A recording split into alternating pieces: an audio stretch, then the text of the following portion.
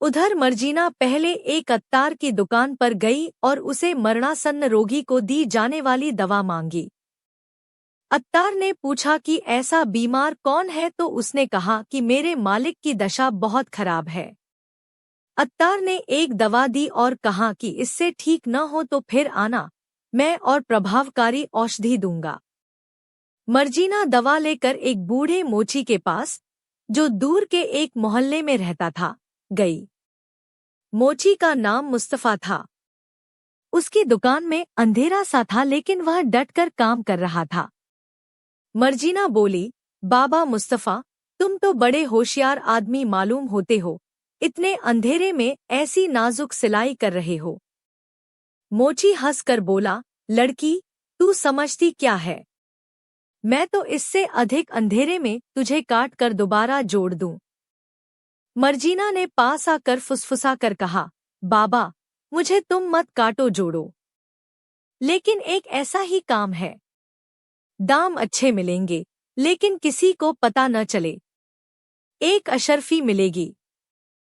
अशर्फी के लालच में बूढ़ा तैयार हो गया। मर्जीना ने कहा, किंतु उस चौराहे के आगे मैं तुम्हारी आंखों पर पट्टी बांध दूंगी। बूढ़ा पहले इस पर तैयार नहीं हुआ, किंतु जब उसे मर्जीना ने एक अशर्फी और देने का वादा किया तो वह तैयार हो गया। उस समय तक अंधेरा हो गया था। चौराहे पर आकर मर्जीना ने उसकी आंखों पर पट्टी बांधी और गलियोंगलियों उसे अपने घर तक लाई। बूढ़ा घाक था। वह अपने कदम गिनता गया और मोड़ों का ध्यान रखता गया। घर ले जाकर उसने एक कोठरी में रखी कासिम की लाश उसे दिखाकर कहा, इन टुकड़ों को सीकर एक पूरा शरीर बनाना है। मुस्तफा को और भेद जानकर क्या करना था। उसने घंटे 2 घंटे में टुकड़े सीकर पूरा शरीर बना दिया।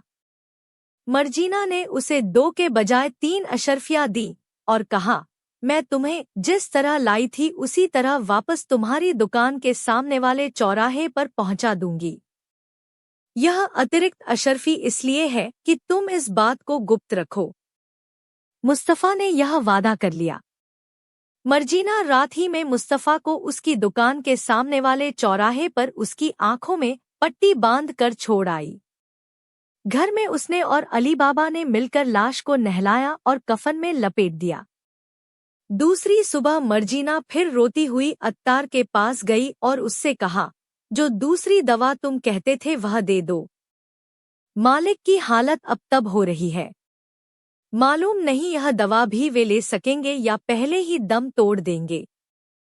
अत्तार ने दवा दे दी और मर्जीना चली गई। अत्तार ने और लोगों को भी कासिम की हालत के बारे में बताया। कासिम मोहल्ले का प्रतिष्ठित व्यक्ति था, इसलिए कई आदमी उसके द्वार पर उसका हाल पूछने आ गए। कुछ ही देर में घर के अंदर से रोने पीटने की आवाजें आने लगीं और 10-5 मिनट में अली बाबा आंसू पोंछते हुए आया। उसने लोगों को बताया कि कल सुबह ही कासिम को जानलेवा रोग हुआ और आज सुबह उसने दम तोड़ दिया। सब लोगों ने इस पर खेद प्रकट किया। मोहल्ले के और बहुत से लोग आए। मस्जिद के इमाम भी आ गए। लाश को मोहल्ले के कब्रिस्तान में ले जाकर दफन कर दिया गया। मस्जिद के इमाम ने जनाजे की नमाज पढ़ी और इस तरह कासिम की बीमारी से स्वाभाविक मृत्यु की बात मोहल्ले में मशहूर हो गई। अली बाबा ने 40 दिन तक घर में बैठकर अपने भाई के लिए रस्म के अनुसार शोक किया। चहल्लुम के बाद वह अपने बड़े भाई के घर में, जो स्वभावतः ही काफी लंबा और चौड़ा था, आ गया और उसकी पत्नी और एकमात्र पुत्र वहीं रहने लगे। मातम की मुद्दत खत्म होने के बाद अली बाबा ने अपनी विधवा भावज के साथ निकाह कर लिया था। अली बाबा का पुत्र, जो किसी व्यापारी के साथ व्यापार का काम सीख चुका था, कासिम की दुकान को संभालने लगा और अली बाबा घर में आराम से रहने लगा।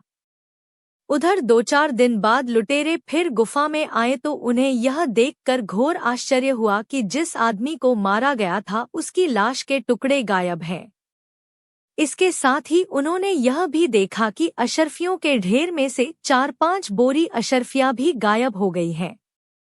डाकुओं ने सोचा कि यह तो बहुत बुरी बात हुई।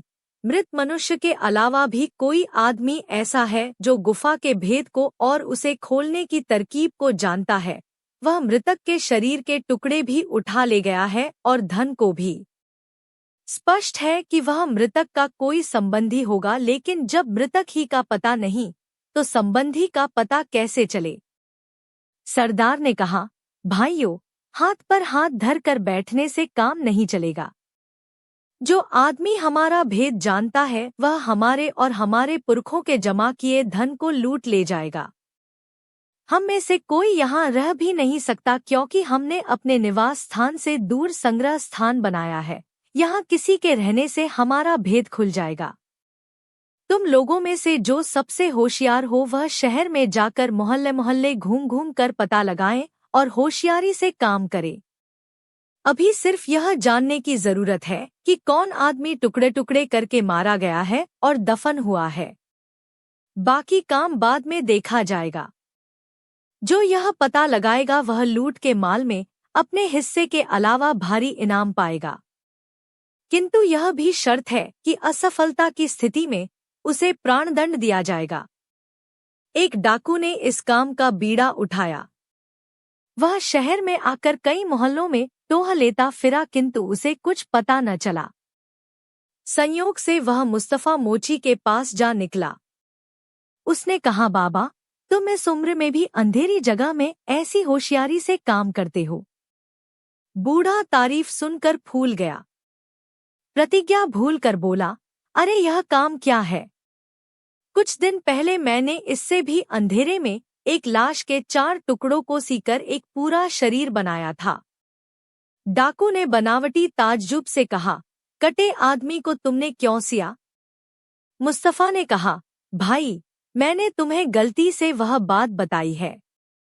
मैंने उस बात को गुप्त रखने का वादा किया था। अब मैं इस बारे में तुमसे कोई बात नहीं करूंगा, बल्कि तुमसे कोई बात भी नहीं करूंगा। डाकू ने उसके हाथ पर एक अशर्फी रखी और कहा, मैं इस बात को बिल्कुल नहीं पूछूंगा।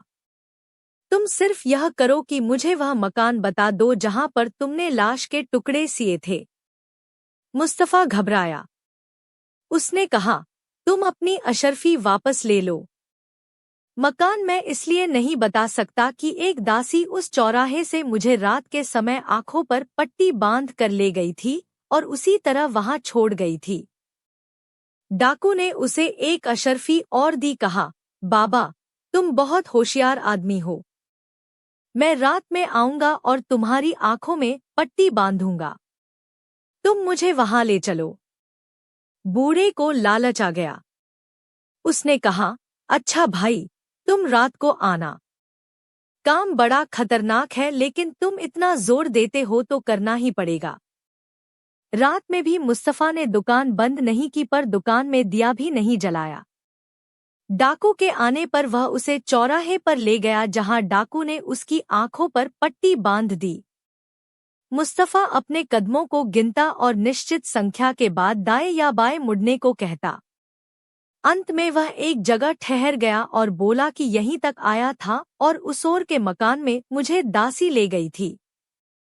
डाकू ने उसकी आंखें खोलकर कहा, बता सकते हो कि वह कौन सा मकान है और किसका है?